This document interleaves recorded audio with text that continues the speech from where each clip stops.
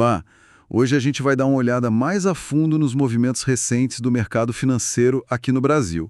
O foco é o fechamento de 18 de junho de 2025. A gente tem os materiais aqui que falam de juros, inflação e, claro, geopolítica, que está sempre no radar. A ideia é tentar decifrar o que mais pesou no desempenho do Ibovespa, sabe? Tipo, qual foi o impacto da decisão do Fed lá nos Estados Unidos e também dessas tensões internacionais. Vamos tentar clarear um pouco esse cenário que está, assim, bem complexo. Ok, vamos lá, desempacotar isso. E essa conexão é chave, né? A gente vai tentar ligar os pontos. O que aconteceu aqui com as nossas ações, o dólar, os juros futuros, e como isso se conecta com esse quadro maior, macroeconômico e geopolítico que as fontes trazem para a gente. Bom, começando então pelo Ibovespa, nosso principal índice, fechou com uma queda leve, né? Caiu 0,09%, foi para 138.716 pontos. O curioso é que teve um alívio rápido logo depois da decisão do Fed, mas não segurou. Pois é.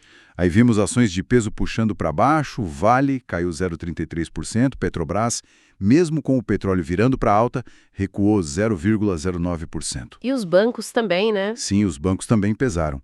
Itaú caiu 0,59%, Bradesco 0,77%, e isso tudo com o mercado na expectativa da decisão do Copom sobre a Selic, que só saiu depois, né? Exato, muita coisa acontecendo ao mesmo tempo.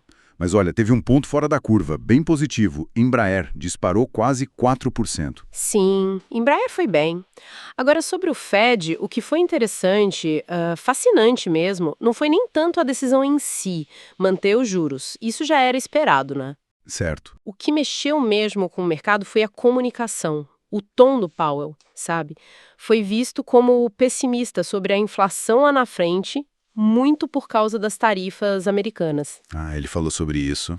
Chegou a dizer algo tipo: olha, a gente sabe que a inflação está vindo, só não sabemos o tamanho dela. E sugeriu que seria inteligente esperar uns meses para ver o impacto real dessas tarifas.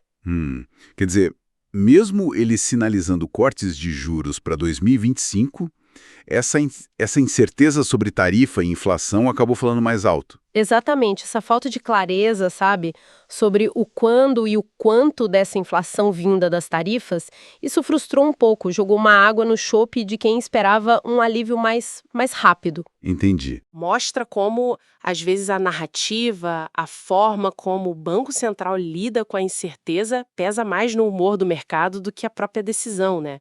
A projeção de 2 cortes para 2025 continua lá, mas talvez venham mais tarde do que o pessoal imaginava. E trazendo a discussão mais para cá, para o nosso cenário interno, de forma mais estrutural, aqui fica bem interessante. Tem uma análise do Matheus Pisani, da Semicapital, que está no material. Sim, eu vi. Ele levanta uma preocupação importante. A chance da nossa política monetária se deteriorar não só por fora, mas por questões internas mesmo, sabe? Estruturais. A questão fiscal, principalmente. Pois é, e essa questão fiscal, essa preocupação com as contas do governo, com a dívida, isso pode significar que mesmo se lá fora melhorar, o Brasil talvez precise manter os juros mais altos por mais tempo, né? Para segurar a estabilidade. É um risco nosso que corre junto com o que vem de fora. Exatamente. Um fator de risco doméstico bem relevante. E falando nessas influências globais, como que a geopolítica entra aí? Bom, se a gente conecta tudo isso, a apreensão com a guerra Irã-Israel continua ali como um pano de fundo, sabe? O próprio Powell mencionou que o Fed está de olho nisso, de perto. Principalmente por causa do petróleo, imagino. E isso principalmente pelos riscos para os preços de energia. Isso é crucial para a inflação global, né? Essa tensão toda adiciona uma camada de imprevisibilidade que, nossa, complica demais as projeções e as decisões dos bancos centrais do mundo todo. Entendi. E, bom, voltando para os indicadores do dia aqui do Brasil, o que mais chamou a atenção? Olha, o dólar comercial ficou quase estável, subiu só um pouquinho, 0,04%, fechou em 5,50, basicamente acompanhou o índice DXY lá fora, né? Certo. Já os juros futuros, os DIs, tiveram um dia meio misto, sem uma direção muito clara, sabe? Refletindo um pouco essa divisão de influências, o externo e o interno pesando.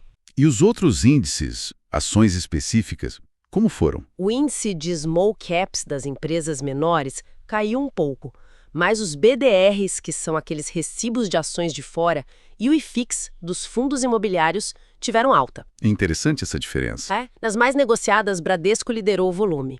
E a maior queda do dia no Ibovespa foi Raizen RAIS 4, que caiu 4,32%. Então, juntando tudo isso, o que significa? Parece que o mercado brasileiro está meio que se equilibrando numa corda bamba, né? É uma boa imagem. De um lado, tem a expectativa aqui dentro com o Copom, do outro, essa cautela toda vinda do Fed, com essa névoa de incerteza sobre inflação e tarifas nos Estados Unidos. E, claro, a geopolítica sempre ali, adicionando pressão. Exato. É um momento de avaliar muitos riscos ao mesmo tempo, né? Um compasso de espera, talvez. É bem isso, um compasso de espera e avaliação.